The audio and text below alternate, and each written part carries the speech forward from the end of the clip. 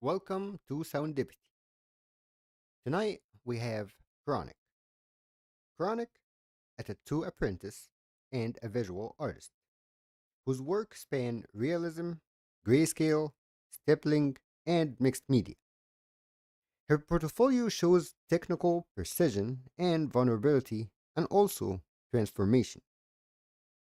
What makes this extra special isn't the technical skill alone, but how art became her lifeline. From trauma to her voice being silenced to going through the chaos of borderline personality disorder, she is able to carve the path forward through art etched on a living human skin. Khr0nic journey is one of survival, self discovery, and profound power channeled through art. So let's welcome Khr0nic. Thank you for being here Yes. today with us. Thanks for having me. So, where we want to start, we want to actually start with you from like the beginning, because you mentioned that the exact moment it was in around first grade when you saw someone's art and you said and you thought, I want to do that. So, can you take us back to that moment? What was about that art that captivated you?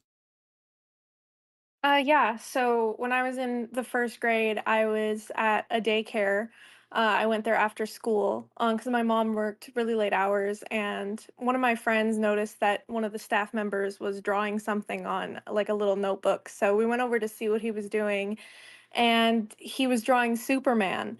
And I remember looking at that and saying, "You didn't draw that." And he's like, "Oh, yeah, I did." And it was like very true to the comic of Superman. And I was just so impressed that he could draw that from memory. Right, And I remember thinking, like, that's so cool that you can just draw Superman just like right out of nothing, right? And right, so I was like, I want to do cool stuff like that. amazing. And you carried dry erase boards everywhere as a kid. You said so. Were you drawing on them, or was this something like was there something about these dry erase boards like that really appealed to you, or is it just what was available at the time? Yeah, I really liked the dry erase boards. I would draw everything that I saw around me, and then I would quickly erase it and draw little characters and just everything I could think of, I would draw and I would erase really quickly. I loved how impermanent it was because I wasn't Mm. like pressured to make something perfect. There was no pressure around it. Did you try doing Superman? I drew Superman when I was older, but my favorite is Batman for sure. Agreed. Agreed. And let me ask you this: how did your family react to your constant drawing as a child? They were pretty surprised because I would constantly be drawing if we were watching TV. If we were like out at, we used to go to like Sunday school, I would just draw through the church sermons. And it eventually they embraced it. And my grandparents would start taking me to art stores and buying me supplies and everything. And Oh, that's then very it nice. kind of became a problem in high school because I would just be drawing in class all the time. Yeah, I can totally relate to that. I wouldn't draw, but I would like scribble and like write and stuff like that. Yeah. Um, all right, and you did describe your drawing as an outlet when your voice was being silent. So can you share like how did that feel, and how did you put it into paper in your drawing? Yeah, it helped me process feelings. I could draw things that even I wasn't very good at verbalizing. I remember in particular there was this one thing I had drawn in a sketchbook, which was just a picture of a little girl, and she was being towered over by her school and her home. And she looked scared. And I feel like that one drawing in particular was very expressive, even though I wasn't trying very hard to be. Hmm. Oh, that sounds wonderful. Cause like going through something similar. I never even like thought of any type of like expression of it. So like I feel like Mhm. having that like trapped feeling and not being able to express it, I feel like you can really connect when somebody else does it. So like did you share your work when you were younger? It's actually funny that particular drawing was in a sketchbook that I had lost in my high school. I had left it in a bathroom, and a girl had found it and couldn't find the owner of it. And we happened to become really good friends. And she showed me this sketchbook. She said, "This looks like your drawings." And I'm like, "This is my old sketchbook."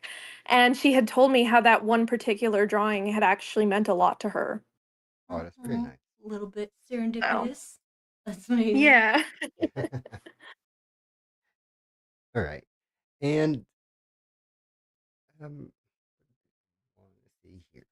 Um, from your childhood, what drawing that stuck to your memory like the most? Like from the time like growing up? Yeah, that's a good question. It's probably, I can't just pinpoint one drawing, but I'd have to say definitely the sketchbooks that I had in like ninth and 10th grade was a lot of self-expression and drawings of myself and friends. I was really drawing things that were centered around my life, and I still have those sketchbooks to this day, but they were very much just little diary entries in Mm. picture form. And how does it feel when you like reflect on these, when you like look at them today or like recently? How does it feel? It really brings me back to that version of myself that I was in high school because I don't really feel her anymore. I'm much older and different now, but I don't think I would have been able to capture that version of myself as a feeling as much if I didn't have these drawings. I feel like that too sometimes. Like when we write music and stuff, um, it's like you're in the moment, right? And you're in that feeling and you feel so intense. And then later you listen to it and you're like, oh, I remember that. So I can totally relate to that. Yeah. Or otherwise, it just would kind of disappear forever, right? Right. Yeah, exactly. Right. Were there periods where you couldn't create? And if so, how did that absence of art affect you? Yeah, so I get just like anybody, really writers, music creators, you get like that artist block, and I feel frustrated with myself to not be able to create the things that I want to create, but I also feel like I'm kind of missing a piece of myself. It's almost like a friend, you know. When I'm creating, it feels safe, it feels comforting, it feels familiar. So when I don't have that, it's kind of just like out of my comfort zone, and I feel like it's hard to kind of find purpose or find another outlet that matches the same energy. But then at the same time, there's no better feeling than when you come out of that and start creating things you're happy with again. Yes, absolutely. All right. So let's start looking at the art that you submitted. And I want to start with the one that you called Worldview. We pull it up Hmm. here and go. Now it's up. So, how about you introduce this art to us? Yeah, so this is called Worldview. I think it was kind of a cool little pun because she is looking into the earth, right?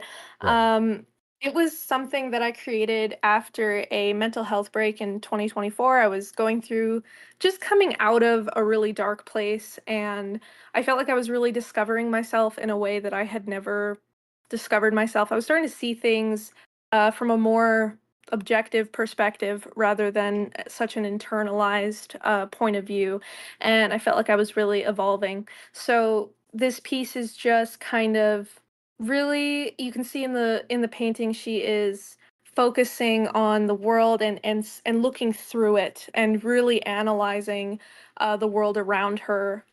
So the picture is to be more focused on the earth itself and just her kind of wander with it and curiosity of what she can find in it. Got it. And Actually, I love this one so much. Yes, I I agree. absolutely love it. Thanks. And I feel like I can really relate because I kind of like I used to do hair for a living and I was a barber since 2013, but I went through like a really tough time too and my body kind of just like gave up and I really couldn't do it anymore and I absolutely had to change how I looked at it because it Mhm. it really weighed on me because I thought like I'm going to do this the rest of my life, you know? And so like, oh man, like once you go through that and then you start seeing like the good side of things, like oh, I feel like the yellow in here really captures that feeling, that light, like almost like wonder, you know? Like I really, really love Yeah, that. thank And you. and what is it for you? What about the color? Like, because I do notice that there is grayscale and there is color. So what does the color represent to you here? So the reason that, well, I guess it's not the reason. Sometimes you create art and you realize afterwards that it's deeper than you intended it to be. And really, I just love grayscale and I was learning how to use color. But I think like the more deeper meaning behind that for me personally, when I look at it and express myself through it, is finding beauty outside of yourself. So the grayscale is striking when in compared to the color, but it's meant to signify that the subject itself is not the only important thing here, that there is a way to externalize beauty. So, Right. I love that. if That's that so makes beautiful. sense. Yeah. Makes sense. Absolutely. That's so Yeah. beautiful. All right. And um, so you did describe for this image that this was during the time of coming of age. So where you can feel the wonder and the maturity. So what specifically about this piece that made you realize that you had the talent to pursue the art and it wasn't just a feat? Yeah, so because of that mental health break, I really like I didn't draw for like 4 years. So it was something I considered as like a past hobby. I didn't really consider it like a lifelong thing, and there's always this stereotypical narrative that people can't make it far in art. Oh, if you're an artist, your family won't be supportive. But I kind of realized it was something I really wanted to do through this piece because I thought I had to constantly use art to process my emotions, like I had talked about with my high school art. But Hmm. when I made this piece, it was something different that I had never created anything like it before. And I kind of had this realization that I could make anything. It doesn't have to be based on myself and it doesn't have to be based on, it can just capture something. And once I realized that, then I felt like my drawings don't have to be sad. They don't have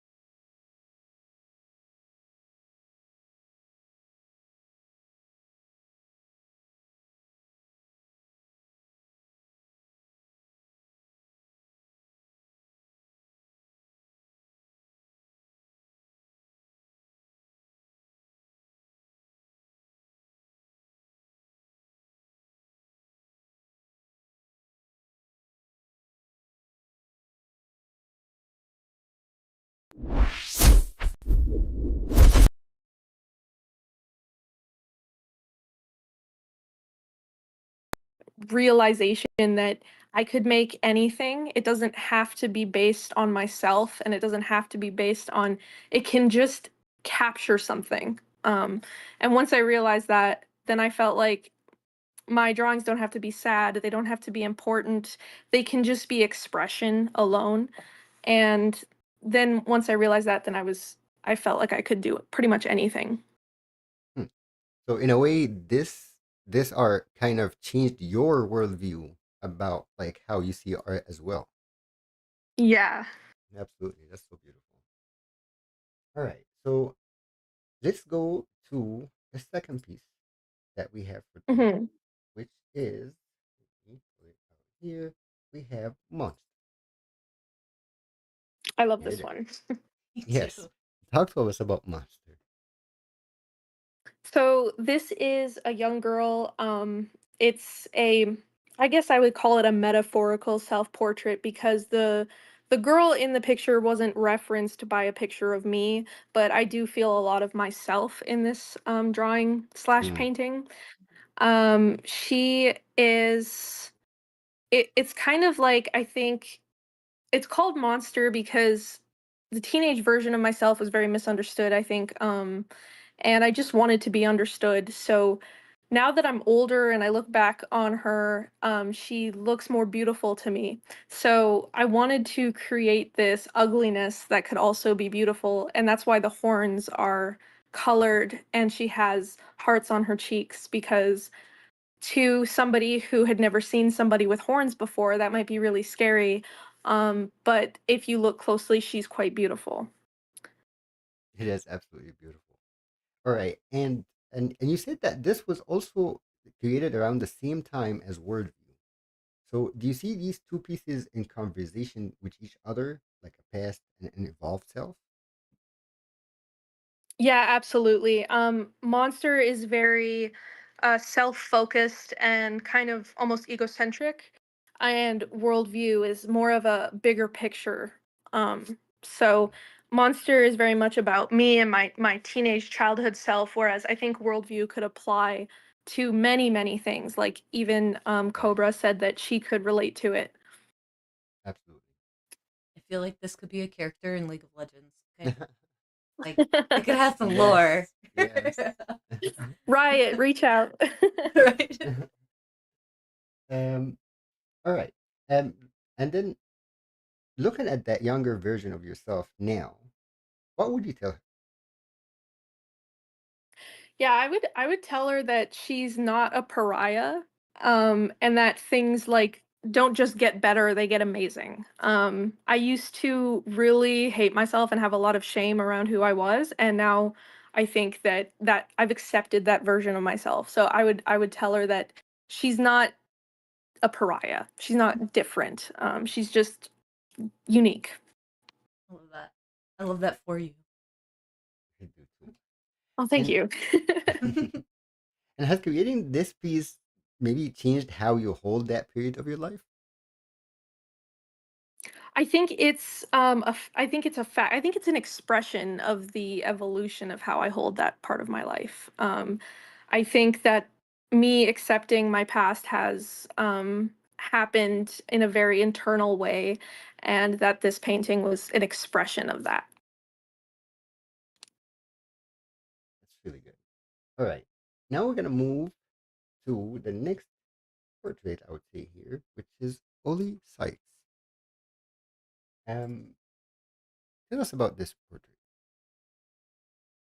So Ollie Sykes is the lead singer of a band called Bring Me the Horizon. I've been listening to Bring Me the Horizon since I was like 14.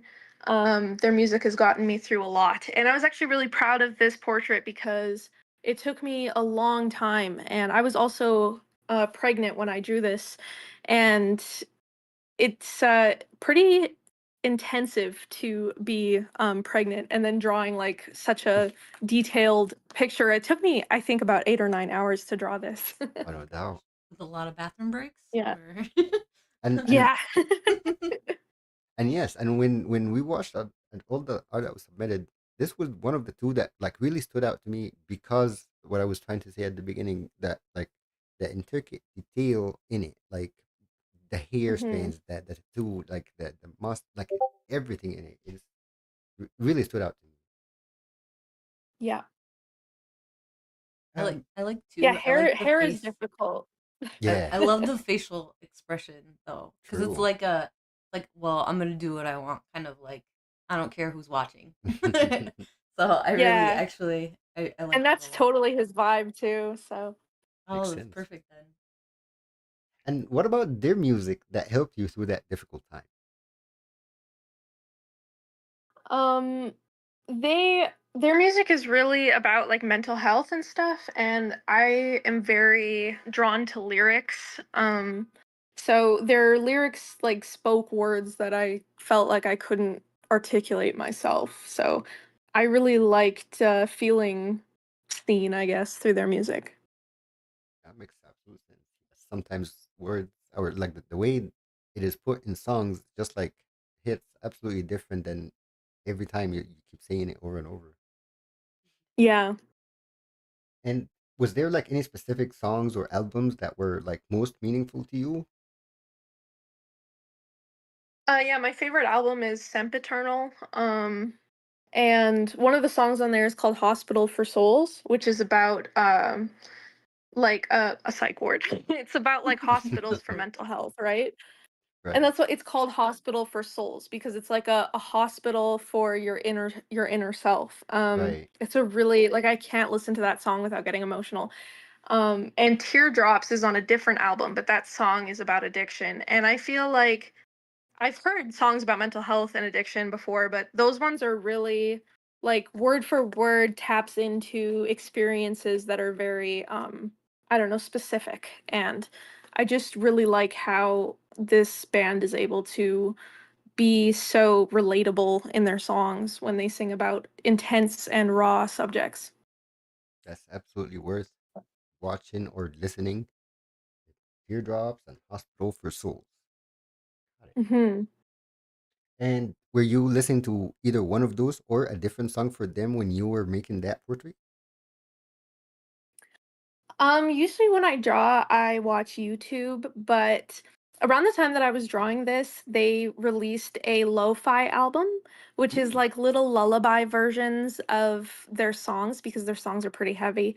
And I was playing it for my daughter because I was pregnant and babies can hear music through your belly, but it's pretty right. cool because I was pregnant at the same time as Ollie's wife. So I thought that was pretty cool. Oh, that is pretty cool. Oh, That synchronicity in Yeah. this, huh? Amazing. All right. Um, when you're drawing someone who has meant so much for you personally, does that emotional connection change your creative process? Does it make it easier or Um, harder? Yeah, I think it makes it easier. Because when you have like a personal interest in what you're drawing, it excels motivation. I think part of the reason artists can hit art blocks is because they've run out of subjects to be interested in, or they've run out of ideas of things that they're interested in. And I think when Right, you have such a strong connection to something, it becomes easier to pour yourself into it. right. You muse. Right. All right. Exactly. Yeah. All right. So now, um, moving on to the next one, which is another beautiful one, and it's this is my called, favorite one. yeah, Yeah. this is called Beauty in Nature. I have it up here. It's called Beauty in Nature. Tell us about So these are three subjects: a fox, an owl, and a butterfly, and they were made using a technique called stippling.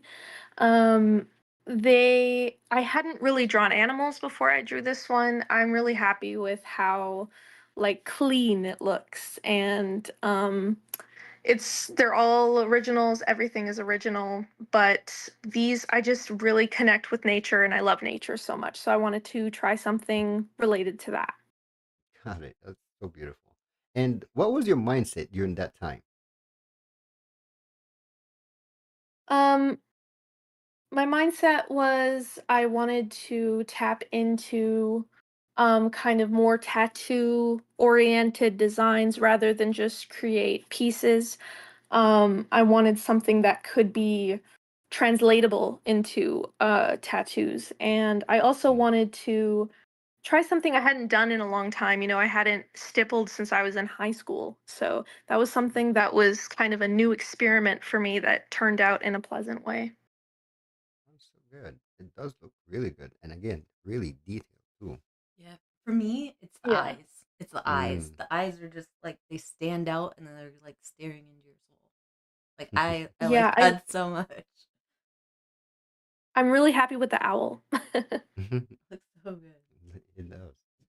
Um, and also you did this during the pregnancy time. Did that influence this piece at all?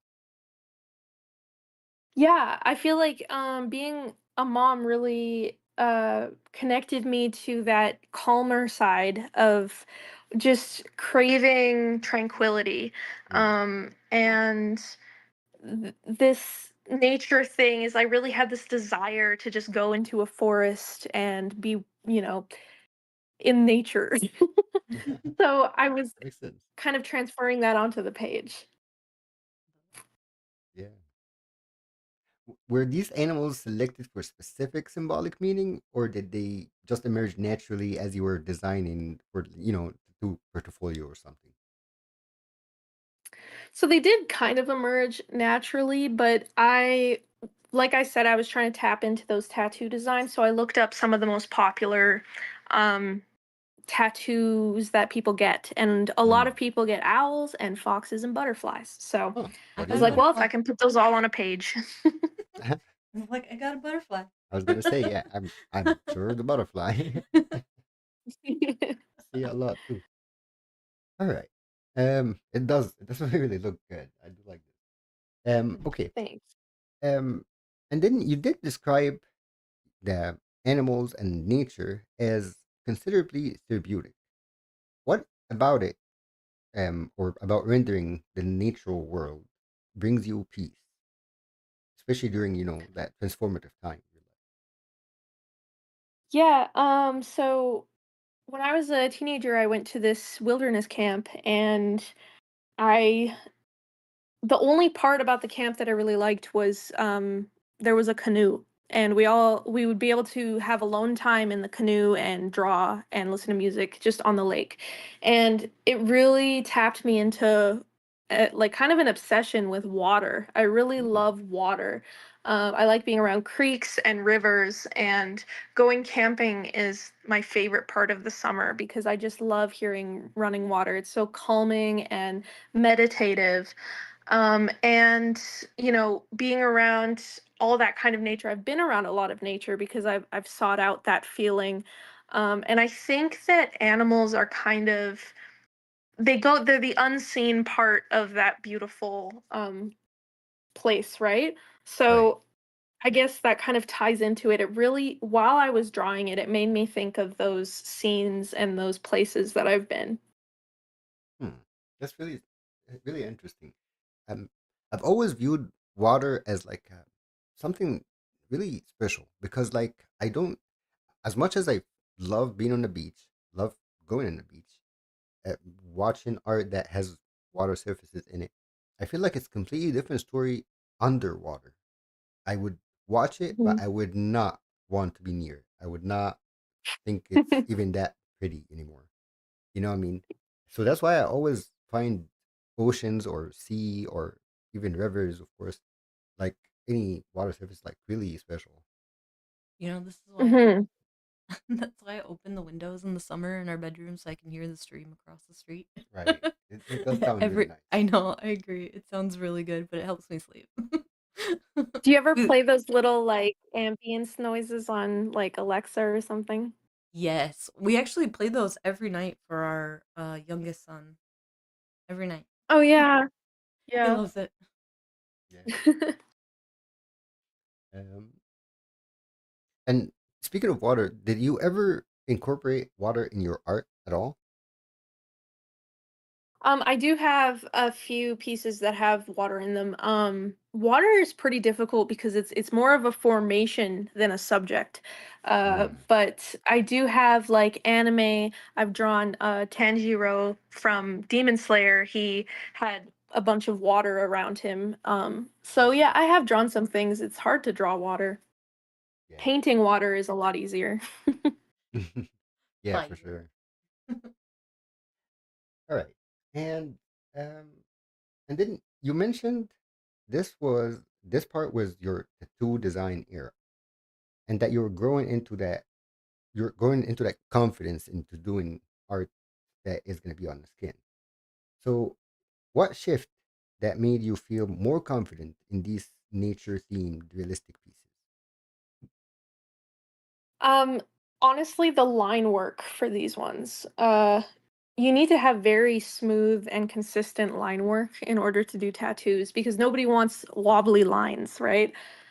Right. So this was the first piece that I really felt like my line work was consistent and good and like not if you look at this especially in person, it almost looks printed, even though I Mm, did it with pen. So I was right. really proud of the line work for this one, yeah.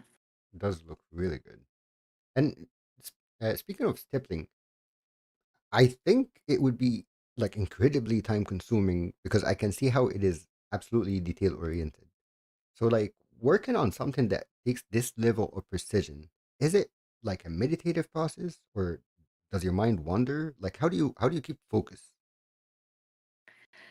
It's definitely meditative. It's like a cyclical thing. You're Mm, just focusing every little dot. I'm paying attention, like how big are my dots and how close together they are. That'll translate to the bigger picture. If you want darker shading, you have to do big dots that are close together. And if you want something a little lighter, like on the fox, the bigger areas have small dots that are far apart from each other, and it's almost like a jigsaw puzzle. You're kind of just putting these together. And when you do a jigsaw puzzle, you're focusing on each piece individually.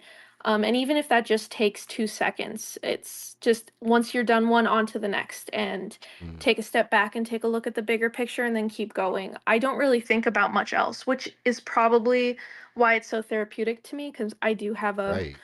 very wandering mind. Me too. Yeah, I feel my ADHD is all over the place all the time. definitely. Yeah. Just gotta You like should draw reel it some in. dots. Maybe I should. I should try it. All right. And then let me take you to my absolute favorite, which is Chrome. Up in here. This is like so good. Like it speaks to you. It speaks out of that paper. It just like pops out. It has Yeah. no color, but you can almost see it. You can almost see the reflection in the paper. Talk to me about this So I had seen online that, obviously you do some research when you want to have any kind of profession. And I one. Right. saw other people doing this style and I was like, wow, that looks like metal on paper. Like it looks so Right. cool. And I wanted to prove to myself that I could accomplish that. I started with the bust, which I thought was the most ambitious one, and I thought if I can do this one, I can do the other ones, right? Right. So when I was so happy with that first one, then it was just kind of smooth sailing from there. I just was like, okay, Right. I can do it, and I took off and kept going. And yeah, I'm really proud of this page too. It, it absolutely beautiful because as you said, like the bigger piece it does show it, but like to be able to reflect it on a small piece too, that's absolutely beautiful. Hmm. All right. So speaking of this, Wait, hold on. I love mhm, the duck because the duck is so happy. right? It is like I you love Lots the can of duck. get the people love the feeling. duck. I love the duck. It's just like I'm so happy to be here. Honestly, the duck was the hardest, I'm not gonna lie. Oh really? Oh wow. I was actually Yeah. gonna just ask you just that of all these fives, how did you come to choose each one of them, and which one was the hardest? Right. So I chose them all because they're so different. Uh I feel like you need to show variation to Right. express skill. And I wanted different sizes, different shapes, and different themes. Uh my favorite is the bust, and yeah, the hardest one is the duck. The Mhm. tooth is pretty cool too. It is. I just thought of objects. I saw a picture of a rubber duck and I was like, well, I can do that. Yeah, that's amazing. I can never look at a rubber duck and think I can draw that. The bust and the tooth were actually referenced from pictures of actual metal statues. Mm, Oh, that's really cool. that is really Yeah. cool. And let me ask you this: so, like, how did you teach yourself to do this? Create that chrome illusion. I put together all the skills that I've kind of, gathered through the years. I took art in high school and stuff, and I learned a lot of basics. Right. And for this, I could tell that obviously shading and precise lines were important. Values were important, knowing how dark an area should be versus how light it should be, and where it should Mm, be in relation to the other pieces. Um, so I think I honestly I did a trial one. I did a little teardrop and I was really unhappy with it. It didn't turn out mm, very good. So I looked at this teardrop and figured out what was wrong with it. And then I tried to create something that was void of the mistakes I had made in the teardrop. mm. And that's how I ended up with the bust. So Turned turned out really good. You're like, oh, this one's easy now. It's a big one. yeah. Once you know what not to do, right? Right. Right. Mm. This really showcases your tattoo portfolio work.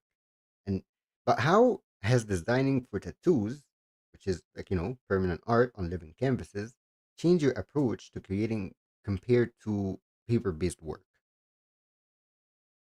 So when you create something that could go in a portfolio or something that you would consider a design for a tattoo, it has to be translatable to needlework.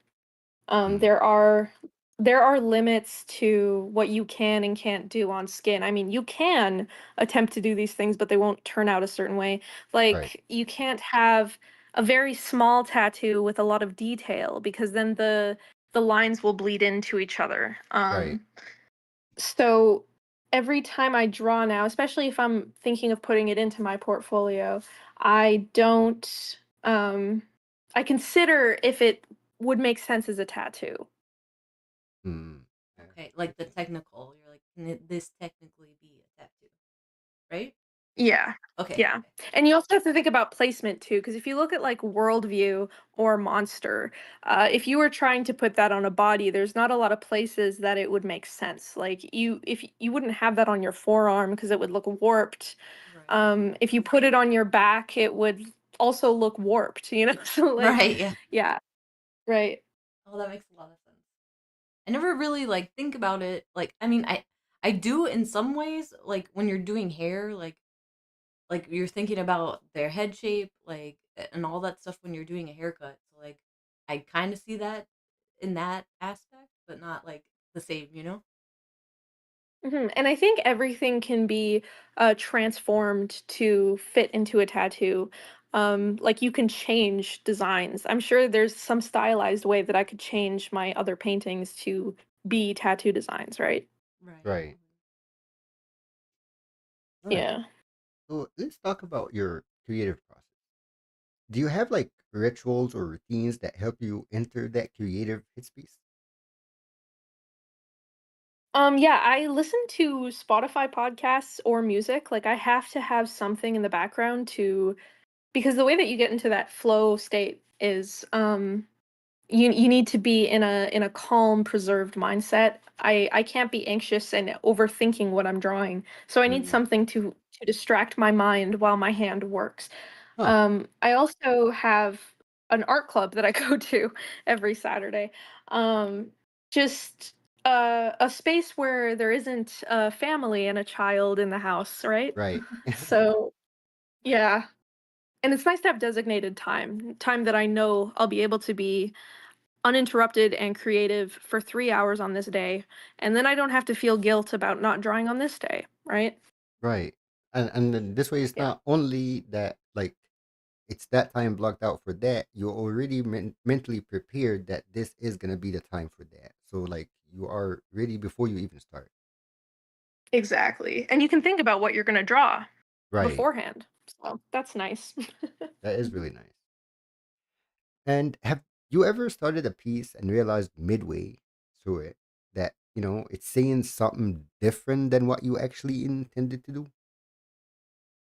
Yeah, it's a little bit like what I mentioned earlier. Sometimes you're drawing something and you realize that it's deeper than you intended, right? Right.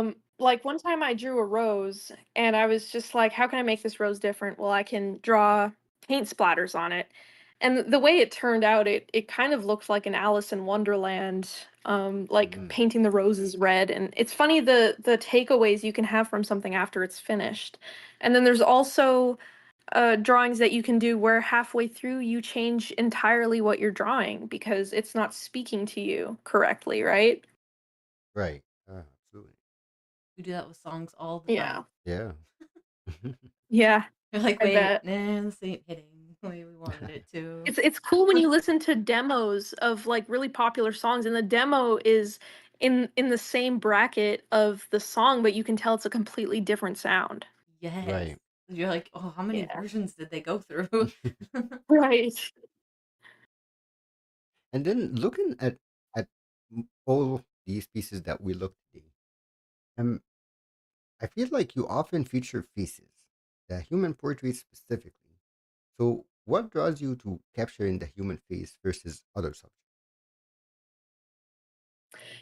Yeah, I really like expression. I really have an interest in psychology because Mm, like knowing how I grew up and everything, like I said, I felt very misunderstood. So I made it kind of like a goal of mine to understand myself better, and in so doing, I managed to understand other people better. right, And because of that, I find people very fascinating. So I feel like I can understand other points of view of people through drawing them than I do just knowing them. If you ever like if you've ever like been in love with somebody or a child, if you've seen a child and you just either they're sleeping or they're doing something or they're laughing and you see them from that one angle and you just right. have that thought of like, wow, you are so special and beautiful from this point of view. I want to capture people from an angle that I don't usually see them in. And I by That's love so that. drawing powerful. them, it's intimate. That's how I feel about some portraits that are like landscapes. Cause like it like depending on where you're like taking the photo from, like it changes like completely, you know? Like you might capture a different part of the sky that's a different color, or a leaf that is like changed like when it's flipped Yeah, over. Like details. And I then the medium too. If it's like pastels versus watercolor, you see it completely differently. right, exactly. I love that. I love that so much. And you can see it in your work too because like not every one of them has the same expression, or like there's like the details are different, you know? So like I Yeah, they're not really, mug really can shots. see that. Right. Yeah, yeah. I love it. Yeah. um, Tell me, you considered art college, but then you redirected and you went to tattoo apprenticeship. So, how did that Mhm. redirection happen? How and do you feel like it was the right path? Yeah, so after I made Worldview, that was really the one painting where I was like, Hmm. I want to do this forever, right? Hmm. And I started researching fine arts colleges and just courses I can take. And I lived with my husband, who was my boyfriend at the time. We lived together and we worked close to home, and there wasn't really an available course for me to take that was nearby. We figured out that I would have to move to a city that was about 2 or 3 hours away in order for me to go to college at all, and then be there for a significant amount of time away from my home and my husband. Um, and college costs money. Right. I'm Right. with the kid. But I it and the point so I kind of gave up on that and I figured, I'm just going to draw and see where it takes me. At the time I got a job at a Michael's store and I was like, if I just work at this art store, at least it's something I'm interested in. Um and then a couple years went by and I was like, I kind of discovered that like tattooing is something I could do. I love getting tattoos. And so I was like, you know what? That's something I'm interested in. So I did more research on it and I realized that this was kind of the hidden answer, if you will, the light Mm, bulb moment of, oh, this is what I was supposed to do.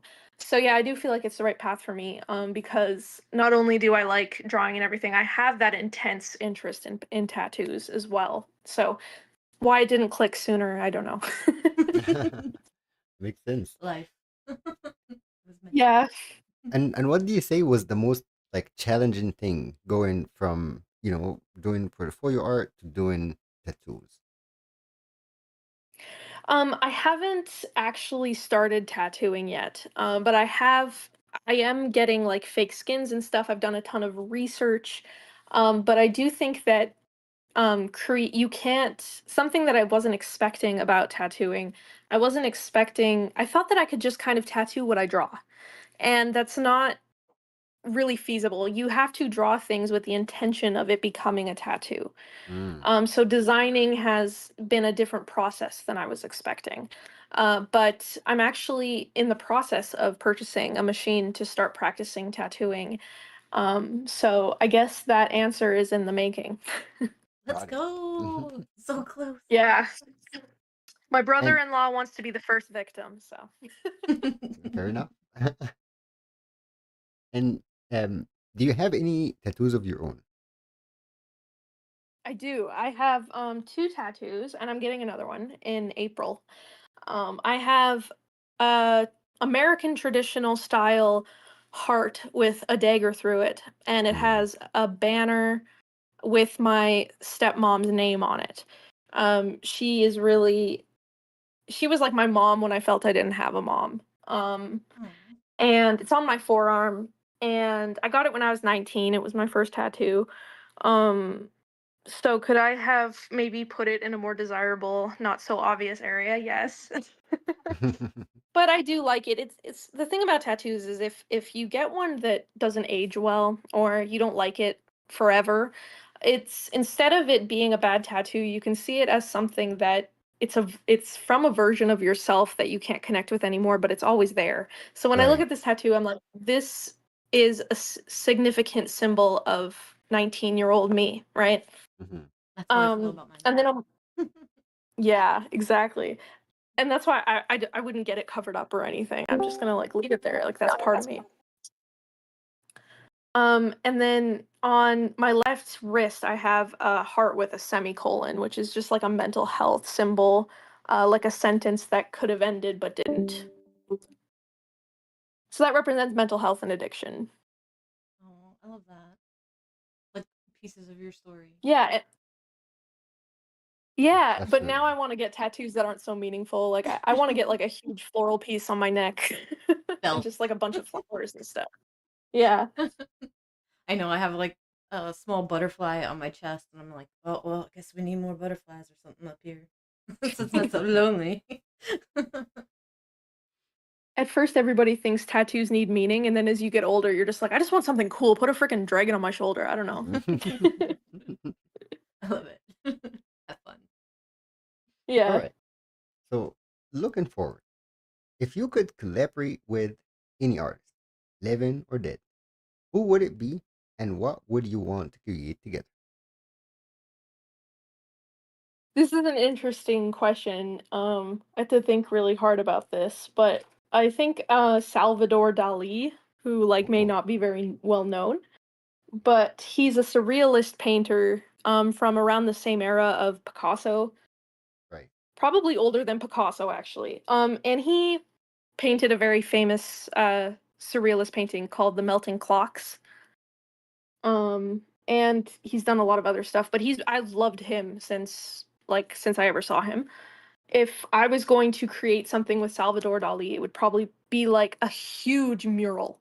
Like I would just want to spend hours with this guy just painting a mural that we designed together. I Hmm. just love his paintings. I wish he was still alive to create more, honestly.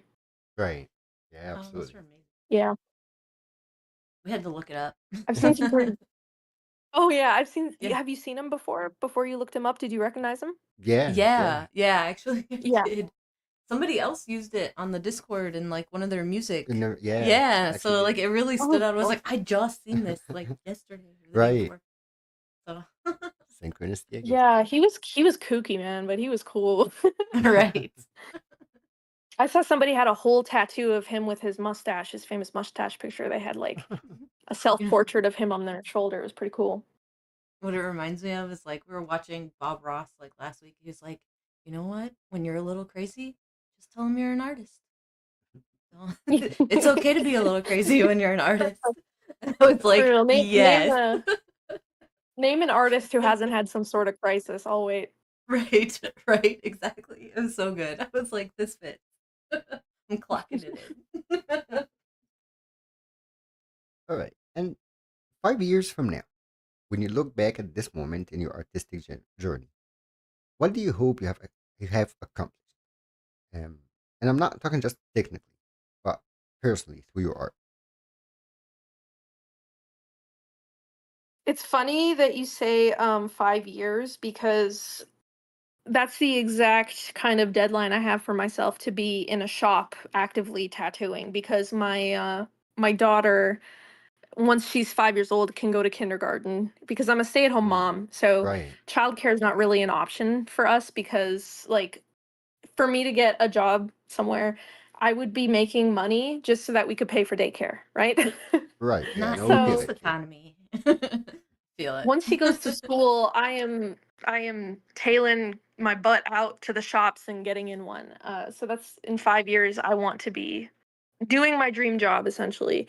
But technically, I mean, sorry, a little bit more of a concept. You said goals for myself in 5 years.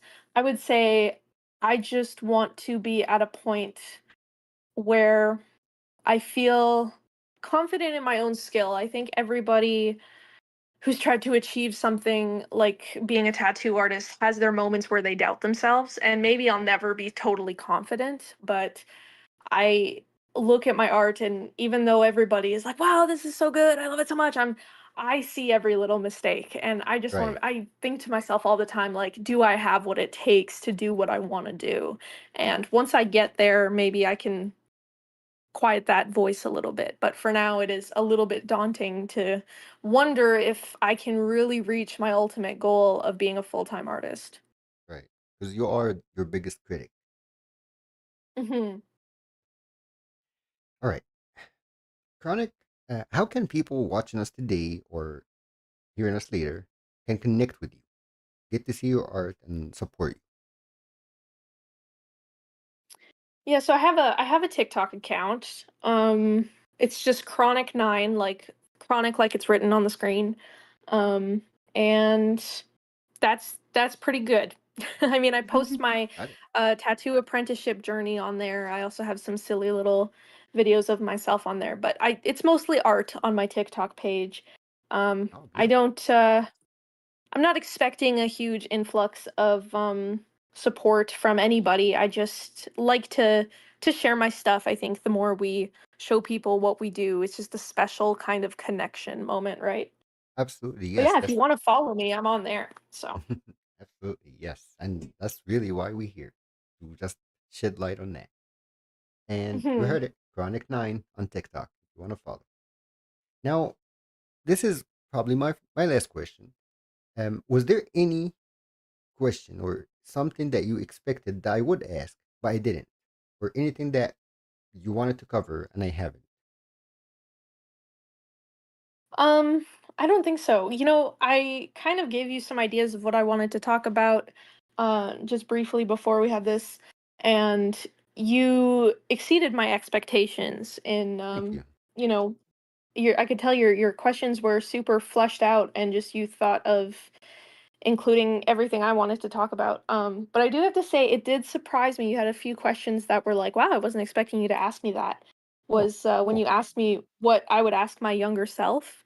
Mm, That was something I hadn't thought about in years, or what I would say to my younger self, sorry. That was something I'd never thought about in years, so it was really interesting to yeah. think, like, I don't know, what would I say to her? But Yeah, I hope that it was a was good practice. Yeah, for sure. It is interesting for sure when we think about our younger self like that. Definitely, yeah. yeah. Can we nerd out for just Yeah, I really enjoyed this. what resonated with you most about Jinx? Since we're using it as your avatar, and I love her. I loved Arcane. I love all of League of Legends, the lore, all of it. So Right. what stood out the most for you? Was it her artwork, her personality, or something else? Honestly, I've never resonated with a character more. Like her arcane version, I've never felt so represented by a character in my life, honestly. Just like when she was a kid, she was super innocent and, moldable. And she just had something horrible happen to her. But in then she went on this rampage of being somebody, and where people really thought Jinx was a villain, I really saw her as just like a good person in a bad situation. And towards the end of season 2, sorry, spoilers, where she kind of heals and becomes this softer version of herself. And I feel like those 3 eras of Jinx are like my 3 eras of life as well. Like I'm at that softer point now where I've healed from a lot of things, but I was that innocent kid and I was that messy and reckless version of a teenager, and now I'm here. So I love that. I love that yeah, so much. she's great, and I she's can canonically relate. borderline, like borderline Just a personality little bit. disorder. She has that, For Yeah, sure. for so that's sure. cool. Oh yeah, I didn't even think of Yeah. that. Yeah. Oh my gosh. Like I feel like Hmm. that's totally with me too with Kaisa. Like I deeply feel her story, like her entire lore. So like from her being abandoned to going into the void, which I would consider like for me would be like my inner self and like coming out to like really try and like help others or like take on that weight. Like I've fully resonated with that. So I like totally understand how you feel about Jinx. So I think that's really great. I I'm really impressed by people who know all the league lore because that's just like hours of content. Right? It Yeah, is. It really that's is. cool. Right. That was fun. We really enjoyed have you here. Thank you so much for being here. Yeah, thanks for having me. Yeah, I really appreciate it. Yeah, it was a good time. All right, everyone. You heard it from Chronic herself. And the best part, she's with us in the Discord. So you can follow her in the TikTok. And also, you can be part of our Discord and you can hang with the whole crew. We're all here. And next time, we're going to have another good episode just like this one. And see you next time.